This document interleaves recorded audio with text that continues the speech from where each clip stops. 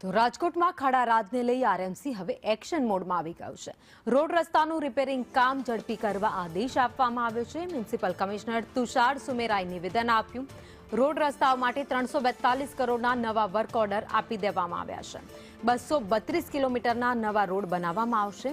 5 field એન્જિનિયરની ભરતી પણ પ્રક્રિયા પૂર્ણ કરી દેવાઈ છે. તો ગેરંટીવાળા રોડ તૂટ્યા હશે તો કોન્ટ્રાક્ટરે પૂર્ણ કરવા પડશે તેવી પણ સ્પષ્ટતા તેમણે કરી છે. વખતે અમે 342 કરોડના વર્ક ઓર્ડર હાલ અપાઈ ગયા છે. રોડના કામ શરૂ કર્યા છે ગ્રાઉન્ડ પર. 232 કિલોમીટરના રોડ અત્યારે બનવા જઈ રહ્યા છે ચોમાસા બાદ, અને એમાંથી લગભગ 90 કિલોમીટર જેવું કામ અમે પૂર્ણ કરી ચૂક્યા છીએ. હજી અમારું આગળનું કામ ચાલુ છે, જે અમે ડિસેમ્બર એન્ડ સુધીમાં વિધાઉટ ફેલ અમે તમામ, કેમ કે આપણી કેપેસિટી કરતાં પણ આપણું જે એવરેજ નીકળે છે છેલ્લા 5 વર્ષમાં, એ એવરેજ તો પૂર્ણ થઈ ગયું કામ.